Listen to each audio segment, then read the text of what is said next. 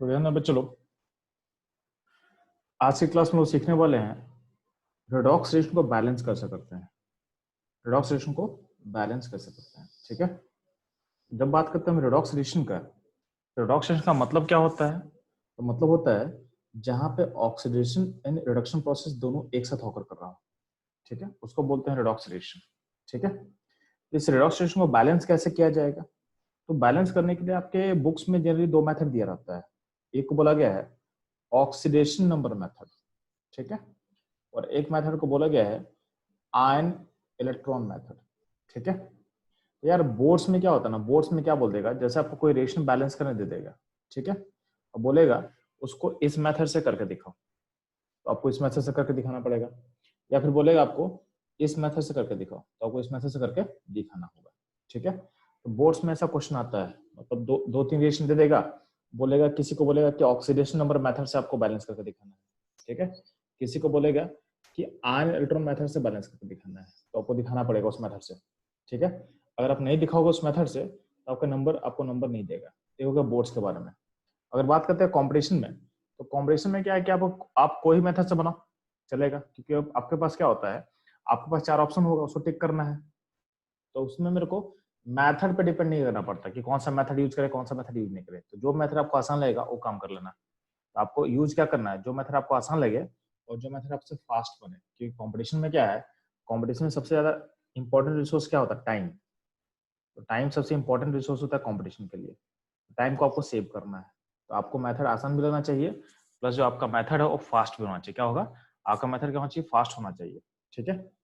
Generally क्या होता है कि ऑक्सीडेशन नंबर फास्ट, ये जो मेथड होता है ये फास्ट होता है, ये क्या होगा, फास्ट होता है, ठीक है। ये आप ध्यान देना। तो सबसे पहले हम लोग सीखते हैं ऑक्सीडेशन मेथड से कैसे कैसे हम लोग रिएक्शन को बैलेंस करेंगे। उसके बाद हम लोग आयन मेथड के बारे में जानेंगे, ठीक है। तो आयन मेथड सबसे लास्ट में डील करेंगे, पहले ऑक्सीडेशन मेथड सीखेंगे, उसको अप्लाई करना समझाएंगे, और इस पर ज्यादा रिग्रेस प्रैक्टिस करवा देंगे ताकि आपको बहुत स्पीडली आप रिएक्शन को बैलेंस कर सको। उसके बाद लास्ट में हम लोग आयन मेथड आपको समझा देंगे कि इसको कैसे यूज करके बैलेंस करना आपको चीजों को, ठीक है। तो ध्यान देना। तो सबसे पहले हम लोग ऑक्सीडेशन मेथड को अप्लाई करना सीखते हैं। तो आपके सामने एक स्टेप्स को समझाने के लिए रिएक्शन को जूम कर रहा हूँ, ठीक है। तो ऑक्सीडेशन मेथड को समझाने के लिए आपके सामने एक रिएक्शन को जूम किया गया, तो नीचे आपके पास रिएक्शन दिया हुआ है। रिएक्शन क्या आपके पास है, तो आपके पास एक डाइक्रोमेट आयन है, क्या है, डाइक्रोमेट आयन है Cr2O7-2, और एक ऑक्सलेट आयन है C2O4-2, ठीक है।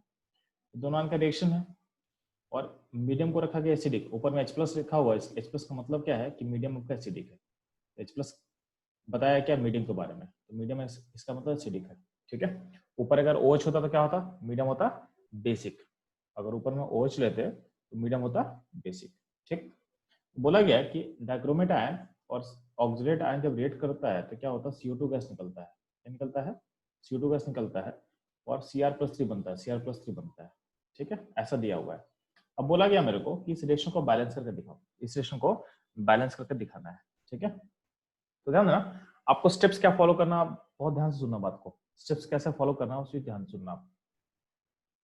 तो ध्यान देना, आपका जो पहला स्टेप होना है, फर्स्ट स्टेप होगा, तो फर्स्ट स्टेप में क्या काम करोगे, जितना भी एटम्स होगा ना, जितना भी एटम्स इन्वॉल्व है आपके रिएक्टेंट साइड में, इनपुट साइड में, सारे का ऑक्सीडेशन स्टेट लिखो, सारे का ऑक्सीडेशन स्टेट फाइंड करो, ठीक है। तो find oxidation state of all element, ठीक है।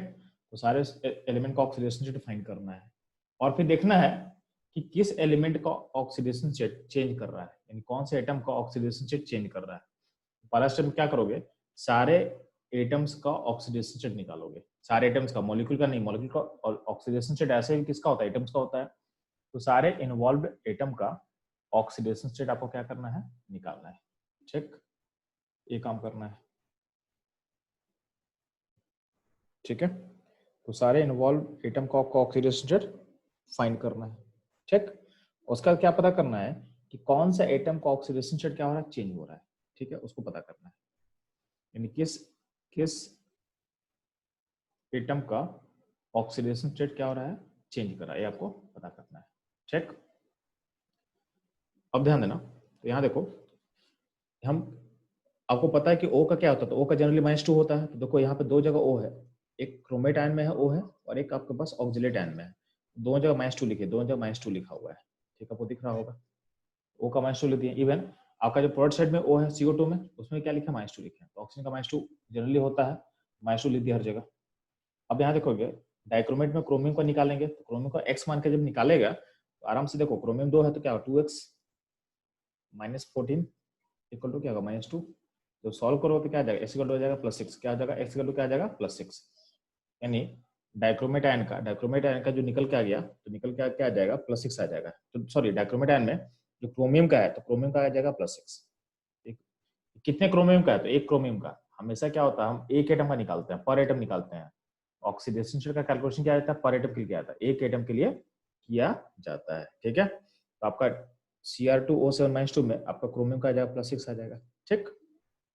अब यहाँ दे देना आपका राइट साइड में क्रोमियम कितना है, तो यहाँ पे देखो ए आयन क्या मोनोटोमिक है, सिंगल एटम का आयन है। तो हम लोग क्या सीखे थे कि सिंगल एटम का आयन का जो चार्ज होता है वही क्या होता है, वही उसका क्या होता है ऑक्सीडेशन स्टेट होता है, वही क्या होता है उसका ऑक्सीडेशन स्टेट होता है। तो Cr+3 का क्या होगा ऑक्सीडेशन स्टेट +3 होगा। तो आपके राइट साइड में क्रोमियम +3 स्टेट में है और आपके लेफ्ट साइड में क्रोमियम क्या था +6 स्टेट में था, ठीक। तो आपको दिख रहा है कि क्रोमियम का ऑक्सीडेशन नंबर क्या हो रहा है, चेंज कर रहा है, +6 से क्या गया +3 गया है। क्रोमियम क्या हो रहा है +6 स्टेट से +3 में गया है, ठीक।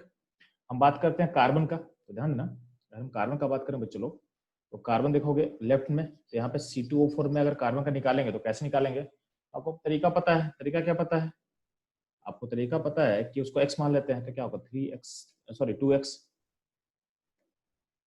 ठीक है। क्या होगा 2x +4 ऑक्सीजन, तो क्या होगा 4 × -2 इक्वल टू क्या होगा -2। जो क्वेश्चन को जो सॉल्व करोगे x का वैल्यू निकल के आ जाएगा +3, क्या आ जाएगा +3 आ जाएगा। तो इस तरह से हम कार्बन का निकाल लेंगे, तो कार्बन का क्या है +3 आ गया लेफ्ट साइड में। आपके राइट साइड में कार्बन निकाल, तो राइट साइड में क्या होगा कार्बन, तो इसको x मान ले, x equal to 2 × -2 equal to 0। x का वैल्यू कितना निकल के आएगा +4, यानी कार्बन का आ गया +4 आ गया, ठीक है। इस तरह से आपको ऑक्सीडेशन से सारे का निकाल लेना है। तो यहाँ पे एलिमेंट इन्वॉल्व ऑक्सीजन था, तो आपको दिख रहा होगा left side and right side में ऑक्सीजन के ऑक्सीडेशन स्टेट में कोई भी चेंज नहीं हुआ है। ऑक्सीजन के ऑक्सीडेशन स्टेट में कोई भी चेंज नहीं हुआ है, ठीक है। तो आपको देखना यहाँ पे, तो आप जो ऑक्सीजन है, ऑक्सीजन का वैल्यू क्या -2 लेफ्ट में भी है और राइट में भी है। तो ऑक्सीजन एटम के ऑक्सीडेशन स्टेट में कोई चेंज नहीं हो रहा है। तो चेंज किस किस एटम में हो रहा है, तो क्रोमियम में हो रहा है। क्रोमियम में +6 से कहाँ गया +3 में गया है। और चेंज दूसरा कहाँ हो रहा है, कार्बन में हो रहा है। तो कार्बन +3 से कहाँ गया +4 में गया है, ठीक है। तो हम लोग पता कर लिए कि किस किस एटम में ऑक्सीडेशन स्टेट चेंज हो रहा है, ठीक। आपका पहला स्टेट कंप्लीट हुआ। यहाँ पर देखो टाइम लग रहा हो, दिख रहा होगा, लेकिन ये टाइम इतना नहीं लगेगा जितना आपको दिख रहा है, उतना टाइम नहीं लगेगा अगर आप ऑक्सीडेशन नंबर निकालने में आप थोड़ा सा फास्ट हो जाओ। तो कैसे फास्ट होंगे, तो क्वेश्चन जो जितना दिया उसको सॉल्व करने पर तो धीरे धीरे आपको याद हो जाएगा, ये सब जो वैल्यूज है आपको धीरे धीरे याद हो जाएगा हर मॉलिक्यूल का, ठीक है। इवन चूंकि मैथमेटिकल इक्वेशन है तो आप दिमाग में भी सॉल्व कर सकते हो, ऐसा कुछ बड़ा चीज नहीं है। सिंगल वेरिएबल का इक्वेशन बनता है तो फटाफट आप दिमाग से सॉल्व कर सकते हो, ठीक है। तो पहला स्टेप जितना टाइम ले रहे हैं इतना टाइम लगने वाला नहीं है एक्चुअली में, ठीक। अपना पहला स्टेप क्या हुआ, कंप्लीट होता है। सेकंड स्टेप क्या होगा, चलो तो ध्यान देना। तो आपका जो स्टेप 2 है, स्टेप 2 में क्या होगा, तो स्टेप 2 में ध्यान देना चलो।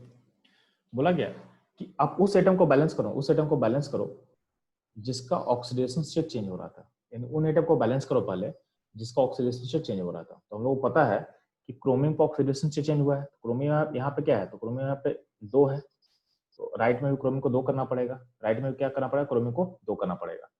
तो यहाँ पे देखना 2 से मल्टीप्लाई कर दिया गया है ताकि क्रोमियम दोनों से बैलेंस हो जाए। यानी उन एटम को बैलेंस करना है जिसका ऑक्सीडेशन स्टेट क्या हो रहा होगा, चेंज हो रहा होगा, ठीक है। तो कर लिए हम लोग। उसके बाद क्या करना है, यहाँ देखोगे यहाँ पे कार्बन 2 है, तो यहाँ पे कार्बन 2 करने के लिए देखो 2 से आगे मल्टीप्लाई किया गया है। तो हम उन एटम को बैलेंस कर चुके हैं जिसका ऑक्सीडेशन नंबर चेंज हो रहा था, ठीक है। यानी क्रोमियम कार्बन क्या हो गया, दोनों साइड बैलेंस हो चुका है। ये आपका सेकंड स्टेप पूरा हो चुका है, सेकंड स्टेप पूरा हो चुका है, ठीक। हम बात करते हैं थर्ड स्टेप का। तो थर्ड स्टेप में क्या बोला गया है, find loss and gain of electron, यानी लॉस गेन का पता करना है। तो आपको दिख रहा होगा कि क्रोमियम का +6 से +3 गया है, तो +3 से +6 से +3 का मतलब क्या होगा, आपका इलेक्ट्रॉन का क्या होगा, गेन हुआ होगा। आपके इलेक्ट्रॉन का क्या होगा, गेन हुआ होगा, ठीक है। क्योंकि रियल नंबर लाइन के अगर लेफ्ट में मूव करते हैं तो हम सिखा चुके हैं कि अगर रियल नंबर लाइन के आप लेफ्ट में मूव करते हो तो गेन होता है। तो +6 आपका इधर होता है, +3 इधर होता है। तो रियल नंबर लाइन में आप इधर मूव कर रहे हो तो क्या होगा, इलेक्ट्रॉन का गेन होगा। ठीक है, तो यार यहाँ पे कितना क्रोमियम है, 2 क्रोमियम है। तो यहाँ पे जो ऑक्सीडेशन स्टेट होता है तो 1 क्रोमियम का होता है ना। तो यहाँ पे अगर +6 से +3 जाएगा तो हर क्रोमियम 2 इलेक्ट्रॉन का, सॉरी पर क्रोमियम 3 इलेक्ट्रॉन का गेन करेगा। तो चूंकि यहाँ पे 2 क्रोमियम है तो क्या होगा, तो अगर 1 क्रोमियम से 3 इलेक्ट्रॉन का गेन होगा तो दो क्रोमियम से क्या होगा, तो 6 इलेक्ट्रॉन का गेन होगा। तो गेन कितने का होगा, चलो तो 6 इलेक्ट्रॉन का गेन होने वाला है। ठीक है, तो अल्टीमेटली देखोगे तो डाइक्रोमेट से जब 2Cr+3 में जाएगा तो आपका 6 इलेक्ट्रॉन का क्या होगा, गेन होगा। ठीक, ये स्टेप समझ में आ रहा है आप लोगों को। अब ध्यान देना, एक गेन समझ में आ गया हमको। अब कहीं ना कहीं अगर गेन होगा तो कहीं के लॉस होना कंपलसरी है, क्योंकि अगर कोई इलेक्ट्रॉन गेन करेगा तो पक्का कोई ना कोई उसको लॉस करेगा, या कोई लॉस करेगा तो कोई ना कोई उसको पक्का गेन करेगा। तो आपको दिख रहा है कि क्रोमियम अगर गेन कर रहा है तो कोई ना कोई लॉस पक्का करेगा। तो आपको दिखेगा कि कार्बन का +3 से +4 जा रहा है। इसका मतलब यहाँ पे क्या होगा, यहाँ पे आपका इलेक्ट्रॉन लॉस किया होगा। तो +3 से +4 में कितना का होगा, 1 का लॉस होगा। रियल नंबर लाइन के आप कहाँ मूव कर रहे हो, आप राइट साइड मूव कर रहे हो। तो आपको क्या बोला गया, जब भी आपका मूवमेंट राइट साइड दिखेगा आपको रियल नंबर लाइन पे, इसका मतलब लॉस होता है। +3 से +4 जाने में कितने का लॉस होगा, 1 का लॉस होगा। तो लेकिन यहाँ पे कार्बन कितना, 2 है, तो पर कार्बन 1 का लॉस हो रहा है, तो 2 कार्बन में कितने का लॉस होगा, 2 कार्बन में 2 का लॉस होगा। तो 2 कार्बन में क्या होगा, 2 का लॉस होगा। ठीक है, तो लॉस गेन हम लोग निकाल लिए, लॉस गेन निकाल लिए हम लोग। ठीक है, ये हो गया आपका स्टेप 3, ये हो गया आपका स्टेप 3। ठीक है, अब ध्यान देना, स्टेप 3 के बाद क्या होगा, चलो स्टेप 4। तो स्टेप 4 में क्या करते हैं, तो स्टेप 3 को कहीं प्रोसेस को हम आगे बढ़ाएंगे। तो स्टेप 3 में लोग क्या सीखे थे, लॉस और गेन फाइंड करना, लॉस और गेन फाइंड करना। ठीक, तो स्टेप 4 में क्या होगा, हम उस गेन और लॉस को बराबर करेंगे, उस गेन और लॉस को इक्वल करेंगे। ठीक है, तो इक्वलाइज गेन एंड लॉस, यानी गेन और लॉस को क्या करोगे, आप बराबर करोगे। तो आपको पता चल गया है कि आप 6 का गेन कर रहे हो और 2 का लॉस कर रहे हो। ठीक है, उसको बराबर कैसे करेंगे, तो ध्यान ना, बराबर करने का तरीका समझोगे तो बराबर करना बहुत आसान है। ठीक है, आप लोग क्लास 10th में पढ़े होगे, एक लीनियर इक्वेशन 2 वेरिएबल को सॉल्व करते होगे। उसमें क्या करते हैं, कभी कभी इक्वेशन को बैलेंस करने के लिए आप किसी एक वेरिएबल का एक जो कोफिशिएंट हो तो उसको बराबर करके उसको एलिमिनेट करते हो आप। ठीक है, मतलब उसको हटाते हो। तो जो वहां पे काम करते हो वही यहाँ पे काम करना है। तो आपको बैलेंस कैसे करना है, तो यहाँ पे एग्जाम्पल समझाया हुआ है। मान लेते हैं, पहले एग्जाम्पल को समझो, इसका आपको बैलेंसिंग समझ में आ जाएगा। आपके पास 2 नंबर है, N1 है और N2 है, और इसको इक्वल करना है। तो मान लेते हैं अगर N1 1 है और N2 2 है, ठीक है, इसको बैलेंस कैसे करेंगे, तो आप क्या करो, इस टू को मल्टीप्लाई कर दोगे 1 में, और इस 1 को मल्टीप्लाई कर दोगे 2 में, क्रॉस मल्टीप्लिकेशन, तो क्या होगा, बैलेंस कर जाएगा। ठीक, तो अगर मान लेते हैं कि 2 नंबर यहाँ पे दिया हुआ है, बोला कि बैलेंस कैसे करेंगे, तो आप क्या करोगे, N1 को 2 से मल्टीप्लाई कर दिए तो बैलेंस हो गया, और N2 को 1 से मल्टीप्लाई कर दिया। अगर मान लेते हैं नंबर 2 और 3 है तो क्या करेंगे, N1 को 3 से मल्टीप्लाई कर देंगे, और N2 को क्या करेंगे, N2 को 2 से मल्टीप्लाई कर दोगे आप।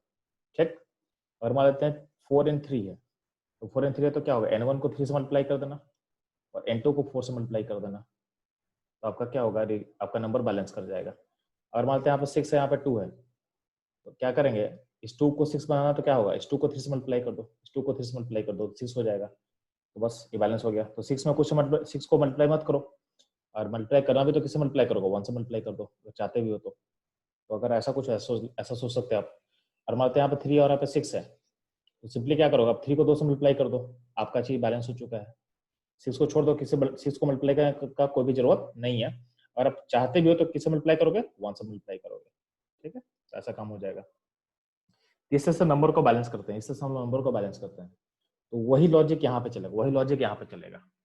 ठीक है, जैसे मान ले यहाँ पे गेन लॉस क्या दिया हुआ है, यहाँ पे 6 का गेन दिया हुआ आपको, यहाँ पे आपको 6 का गेन दिया हुआ है, लॉस कितने का है, 2 का लॉस है, 2 का लॉस है।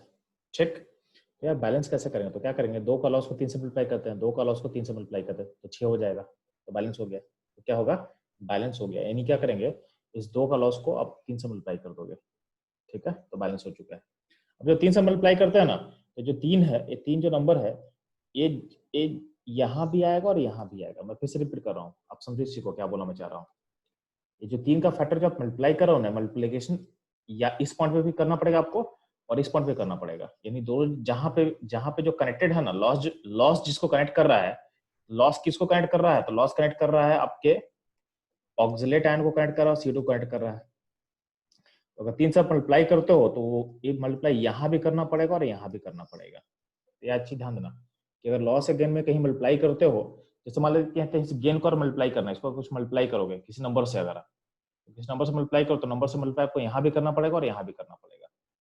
ठीक है, जब भी गेन और लॉस को जब बैलेंस करने के लिए हम जो फैक्टर को हम लेते हैं मल्टीप्लिकेशन में, उस फैक्टर को आपको दोनों जगह क्या करना पड़ेगा, मल्टीप्लाई करना पड़ेगा।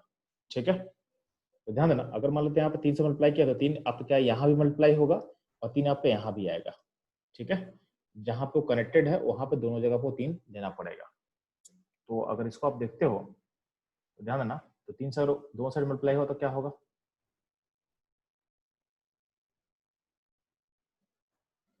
तो ध्यान देना, तो 3 जब दोनों से मल्टीप्लाई करेंगे तो क्या होगा, तो आपका यहाँ पे 3 हो जाएगा ऑक्सिलेट के पास और यहाँ पे 6 हो जाएगा क्योंकि यहाँ पे 2 पहले से था, तो यहाँ पे 2 पहले से था और 3 मल्टीप्लाई आप किए हो तो क्या होगा, 6 हो जाएगा। तो क्या होगा, 6 CO2 हो गया। ये हो गया आपका गेन लॉस के बराबर कर दिए, गेन लॉस को हम बराबर कर दिए। ठीक है, तो इस ऐसे क्या होगा, आपका गेन और लॉस क्या हो गया, इक्वलाइज हो गया। ठीक है, तो हो गया स्टेप 4। स्टेप 5 क्या होता है, ध्यान देना, स्टेप 5 में हम लोग क्या करना है, चार्ज को बैलेंस करना है। क्या करना है, चार्ज को बैलेंस करना है। तो स्टेप 5 का मतलब होता है चार्ज बैलेंस। स्टेप 5 का मतलब होता है चार्ज का बैलेंस। अब ध्यान देना, जब भी बात करते हैं चार्ज बैलेंसिंग का, तो चार्ज बैलेंस डिपेंड करता है मीडियम पे। किस पे डिपेंड करता है, मीडियम पे। तो charge balance dependent on medium, dependent on medium. ठीक है, अब ध्यान देना, जो आपका मीडियम होता है, मीडियम एसिडिक होता है, मीडियम बेसिक हो सकता है और मीडियम न्यूट्रल हो सकता है। मीडियम न्यूट्रल हो सकता है, यानी मीडियम आपके 3 कैटेगरी में डिवाइड हो सकता है। मीडियम आपके 3 कैटेगरी में क्या हो सकता है, डिवाइड हो सकता है। ठीक है, medium can be acidic, medium can be basic, ठीक है, और medium can be neutral. Medium can be neutral, acidic, basic and neutral. ठीक है, जब भी आपका मीडियम एसिडिक होगा ना, जब भी आपका मीडियम एसिडिक होगा तो यूज H+, आप H+ को यूज करोगे, आप H+ को यूज करोगे। ठीक है, जब भी आपका मीडियम बेसिक होगा तो आपको OH एक्सेस क्या होगा, OH होगा।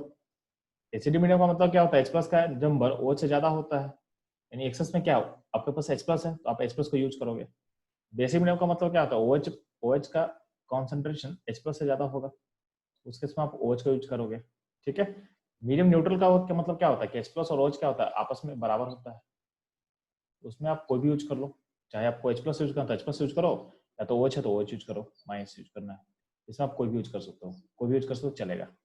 ठीक है, अब ध्यान देना, अगर आपको एग्जाम्पल लेकर समझाया हुआ है, कि एग्जाम्पल आपको देकर समझाया हुआ है कि अगर मान लेते हैं कि आपका चार्ज ऐसा है, एक जगह -5 चार्ज है और एक जगह चार्ज +3 है और मीडियम एसिडिक है, तो क्या काम करेंगे, तो अगर आपको बैलेंस करना है, तो H+ को कहाँ जोड़ेंगे, राइट में कि लेफ्ट में। ठीक है, मेरे पॉइंट समझोगे कि आपके पास मीडियम जो है, मीडियम और एसिडिक होगा। ठीक है, तो आप क्या करोगे, तो वंस आपका मीडियम और एसिडिक होगा तो ध्यान देना, एसिडिक मीडियम में अगर 2 चार्ज बैलेंस करना है तो 2 चार्ज बैलेंस क्या करें, तो बोला गया कि आपके पास अगर एक -5 चार्ज है लेफ्ट साइड में और राइट साइड में +3 चार्ज है और मीडियम का क्या है, मीडियम आपका एसिडिक है, एसिडिक मीडियम का मतलब क्या होता है, H+ को यूज करना है। तो H+ में हम कहाँ कैसे यूज करेंगे, तो ध्यान देना, आपको दोनों चार्ज को बैलेंस करने में क्या होगा, तो आप क्या करोगे, -5 में 8 H+ को ऐड करोगे तो क्या होगा, आपका +3 हो जाएगा, आपका क्या होगा, +3 हो जाएगा। ठीक है, तो ये चीज ध्यान देना कि -5 में आप 8H+ जोड़ोगे तो क्या होगा, +3 हो जाएगा, ये बैलेंस हो जाएगा। ठीक है, सिमिलरली दूसरा एग्जांपल ले रहे हैं कि आपके पास दूसरा एग्जांपल में क्या क्वेश्चन दिया हुआ है कि एक है -3 चार्ज और एक है -8 चार्ज, इसको बैलेंस करना है।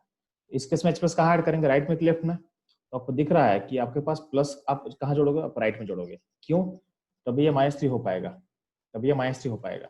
अगर -3 में आप H+ जोड़ोगे तो -2 -1 हो जाएगा, कोई -8 के बराबर हो ही नहीं पाएगा। तो सिंपल सा बात है, H+ जब भी जोड़ना होगा तो कहाँ जोड़ोगे, तो जो नंबर छोटा होगा उस पर जोड़ना, जो नंबर छोटा होगा उसमें आप इस पर जोड़ोगे, ठीक है। तो ये ध्यान देना, क्योंकि एच प्लस पॉजिटिव नंबर है, छोटा नंबर से उसको बड़ा कर सकता है, उसको बड़ा कर सकता है, ठीक है। तो एच प्लस हमेशा कहाँ जोड़ेंगे,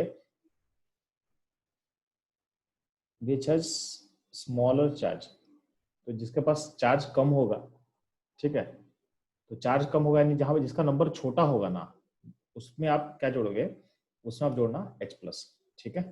एच प्लस वहां जोड़ेंगे जिसका चार्ज क्या होगा, लेस होगा, जिसका चार्ज लेस होगा, ठीक है। अब बात करते हैं OH का। OH कहाँ जोड़ेंगे, तो OH चार्ज नेगेटिव की तरह है, तो मान लेते हैं कि -3 और +5 है, दोनों को बैलेंस करना हमको। OH कहाँ जोड़ेंगे, तो OH जोड़ेंगे राइट में, कितना जोड़ेंगे, 8 OH माइनस जोड़ेंगे, तो क्या होगा, ये -3 के बराबर हो जाएगा। और अगर आपके पास +3 है और -2 है, उसमें OH कहाँ जोड़ेंगे, तो OH जोड़ेंगे +3 में, क्योंकि +3 है, +3 में अगर 5 OH को आप जोड़ दोगे तो आपका -2 हो जाएगा, आपका -2 हो जाएगा, ठीक है। इससे चीजों को आप क्या करोगे, इससे चीजों को आप बैलेंस कर सकते हो, ठीक है। ये चीज ध्यान देना, ये चीज आप ध्यान देना। यानी सिंपली क्या बोल रहा है आपको ना, H प्लस कहाँ जोड़ना है, जहां पे चार्ज कम होगा, और OH कहाँ जोड़ना है, जहां पे चार्ज ज्यादा होगा, ठीक है। और इसका मैग्नीट्यूड हाई होगा, जिसका मैग्नीट्यूड छोड़ दो साइन के साथ, जिसका मैथमेटिकल वैल्यू ज्यादा होगा उसमें OH जोड़ेंगे, और जिसका मैथमेटिकल कम वैल्यू कम होगा वहां पे H प्लस जोड़ेंगे। ये आप इसको दिमाग में सेट कर ले, ठीक है। न्यूट्रल का तो फंडा समझ में आ गया, न्यूट्रल में तो कोई भी काम कर लेना, H प्लस को से भी कर सकते हो, OH से भी कर सकते हो। H प्लस से करोगे तो H प्लस का केस इस तरह हो जाएगा, और OH का केस हो तो OH का केस इस तरह कर देना, ठीक है। इससे सब चीजों को इसमें सोच सकते हो, ठीक है। ये होगा आपका स्टेप, यानी कौन सा step, 5th number, charge balancing का। अब इसको आपको अप्लाई करके दिखाते हैं, इसको आपको अप्लाई करके दिखाते हैं। तो आपका जो रिलेशन चल रहे थे, उस रिलेशन में ध्यान देना, इस रिलेशन में ध्यान दोगे तो इस रिलेशन में ध्यान दोगे यहाँ पे, यहाँ पे डाइक्रोमेट आयन था और यहाँ पे 3 ऑक्सिलेट आयन है। इस पर चार्ज कितना था, इस पर चार्ज -2 है, -2 चार्ज आपको दिख रहा होगा। और इस पर चार्ज कितना है, इस पर चार्ज -2 है, लेकिन इस पर कितना मॉलिक्यूल है, 3 मॉलिक्यूल, इसका 3 मॉलिक्यूल है। तो हर पे -2 लो तो कितना हो जाएगा, तो -6 हो जाएगा। तो यहाँ से -2 है और यहाँ से -6 है, तो नेट कितना चार्ज आपको दिख रहा है, तो नेट चार्ज आपको दिख रहा होगा -8, कितना दिख रहा होगा, -8, तो -8 आपको दिखाया हुआ है, ठीक। तो हो गया, लेफ्ट का चार्ज कितना, -8 है। राइट में चार्ज कितना होगा, तो राइट में देखोगे CO2 जो मॉलिक्यूल है, जो CO2 मॉलिक्यूल है उस पर कोई चार्ज नहीं है, नो चार्ज है, तो उसमें 0 करेंगे। और जो क्रोमियम आयन उस पर चार्ज कितना, +3 है, लेकिन इसमें कितना है, दो क्रोमियम है, 2 क्रोमियम में कितना होगा, 2 क्रोमियम में कितना हो जाएगा, तो हो जाएगा +6। तो राइट का चार्ज यहाँ का 0 और यहाँ का +6, तो नेट चार्ज कितना हो जाएगा राइट में, तो हो जाएगा +6, क्या हो जाएगा, +6। तो आपका लेफ्ट में चार्ज कितना है, -8, और राइट में चार्ज कितना है, +6। अब इसको बैलेंस कैसे करना है, तो आपको पता है मीडियम क्या है, मीडियम एसिडिक है। मीडियम एसिडिक का मतलब क्या यूज करना है, हमको H+ यूज करना है। तो अब H+ ऐड कहाँ करेंगे, तो देखो यहाँ पे छोटा नंबर कौन सा है, तो -8 और +6 में छोटा कौन है, तो -8 छोटा है, तो छोटे वाले में H+ ऐड कर, कितना H+ ऐड करेगा, तो डिफरेंस जितना है, डिफरेंस कितना है, 14 का डिफरेंस है, 14 का डिफरेंस है, तो ऐड कितना करेगा, तो 14 ऐड करेगा, कितना ऐड करेगा, तो 14 ऐड करोगे, 14 ऐड करोगे, ठीक है। तो यहाँ पे ए और यहाँ पे 14 H+ ऐड कर दिया गया, ठीक। तो आपका क्या हो गया, आपका चार्ज बैलेंस हो गया, क्या हो गया, आपका चार्ज बैलेंस हो चुका है, ठीक। ये हो गया आपका स्टेप 6। तो हम लोग क्या क्या कर चुके हैं, तो हम लोग ऑक्सीडेशन स्टेट निकाले, एलिमेंट पहचाने जिसका ऑक्सीडेशन नंबर क्या हुआ, चेंज हो रहा था, उसको बैलेंस किए, ठीक है। उसके बाद लॉस और गेन निकाले, फिर लॉस और गेन को बैलेंस किए। उसका क्या किया हम लोग, चार्ज को बैलेंस किया, तो चार्ज का बैलेंस का स्टेप खत्म हुआ। उसके बाद क्या होता है कि अगर आपके पास और भी कोई एलिमेंट बचा हुआ है अगर सिस्टम में, तो हाइड्रोजन और ऑक्सीजन के अलावा और कुछ एलिमेंट और भी बचा हुआ है, जो अगर जिसका आइटम अगर बैलेंस नहीं होगा तो उसको आप बैलेंस करोगे। मतलब अपार्ट फ्रॉम H&O, यानी हाइड्रोजन और ऑक्सीजन को छोड़ के उसके अलावा और कोई एलिमेंट अगर अगर एटम आपके पास दोनों से बैलेंस नहीं है तो उसको आप बैलेंस करना पड़े। फिर से मैं रिपीट कर रहा हूँ, हाइड्रोजन और ऑक्सीजन को छोड़ के अगर कोई और भी एटम होगा सिस्टम में जो कि बैलेंस अभी तक नहीं हुआ है, तो अगला स्टेप में उसको बैलेंस करोगे। तो हमको दिख रहा है कि इस क्वेश्चन में ऐसा कोई भी एलिमेंट ऐसा नहीं बचा है जो बैलेंस नहीं है, क्योंकि क्रोमियम बैलेंस हो चुका था और आपका कार्बन बैलेंस हो चुका है, और कोई बचा नहीं, और कोई बचा नहीं। तो हम लोग का लास्ट स्टेप, तो लास्ट स्टेप में हम लोग क्या काम करेंगे, तो लास्ट स्टेप में क्या करना है आपको, तो आपको H और O को बैलेंस करना है, H और O को, ठीक है। तो हमको लास्ट स्टेप में बैलेंस करना है, हाइड्रोजन और ऑक्सीजन को बैलेंस करना है। उसमें से किसी एक को भी अगर बैलेंस करोगे ना, उसमें किसी एक को भी अगर बैलेंस करोगे, दूसरा अपने आप बैलेंस हो जाएगा, दूसरा अपने आप बैलेंस हो जाएगा, ठीक है। जब भी H और O को हम बैलेंस करते हैं ना, H और O को बैलेंस करेंगे तो कैसे बैलेंस करेंगे, यूजिंग वाटर, वाटर को यूज करके हमें बैलेंस करना है, वाटर को यूज करके हमें बैलेंस करना है, ठीक है। तो अगर आप किसी एक को बैलेंस करोगे दूसरा अपने आप बैलेंस हो जाएगा, ये चीज ध्यान देना, ठीक है। तो आपको दोनों को बैलेंस करने की जरूरत नहीं है, आप किसी एक एटम को पकड़ लो, एच को बैलेंस कर लो, या तो फिर आप ओ को बैलेंस कर लो, किसी एक को बैलेंस कर लो तो दूसरा अपने आप क्या होगा, बैलेंस हो जाएगा, ठीक। एग्जाम्पल ध्यान देना, जैसे मान लेते हैं हमको एच को बैलेंस करना है, मान लेते हैं हम एच को बैलेंस करते हैं, ठीक। तो आप देखो यहाँ पे लेफ्ट साइड में कितना एच है, 14 एच है, और राइट में एच क्या, 0 है, राइट में एच कोई नहीं है, 0 है। तो हम क्या किए, आपको 14 एच को बैलेंस करने के लिए हमको वाटर यूज करना है, तो कितना वाटर यूज करेंगे, तो हम 7 वाटर यूज करेंगे, 7 वाटर यूज करेंगे, तो 7 वाटर को ऐड किया गया राइट साइड में, ताकि आपका एच बैलेंस हो जाए, ताकि आपका एच बैलेंस हो जाए। अब आप एक बार चेक करना कि आपका ओ बैलेंस हुआ है कि नहीं हुआ है, तो ध्यान देना यहाँ पे ओ कितना है, तो यहाँ पे 7 ओ है, और यहाँ पे कितना 12 ओ है, तो 7 और 12 हो गया ओ, इन टोटल कितना हो गया, 19 ओ हो गया, 19 ओ हो चुका है। राइट में चेक कर लेते हैं, तो यहाँ पे देखोगे यहाँ पे कितना ओ है, 12 है, और वाटर में कितना ओ है, वाटर में 7 है, तो कितना होगा टोटल 19। देखोगे ओ अपने आप बैलेंस हो गया, ओ अपने आप बैलेंस हो गया। तो अगर आप एच को बैलेंस किए तो ओ ऑटोमेटिकली क्या हो गया, बैलेंस हो गया, ठीक। अब ध्यान देते हैं, अब एक और चीज होता है, अगर हम ओ को बैलेंस करें तो क्या होगा, अगर हम ओ को बैलेंस करें तो क्या होगा, ठीक है, तो आपका रिएक्शन हो चुका है, ये रिएक्शन था।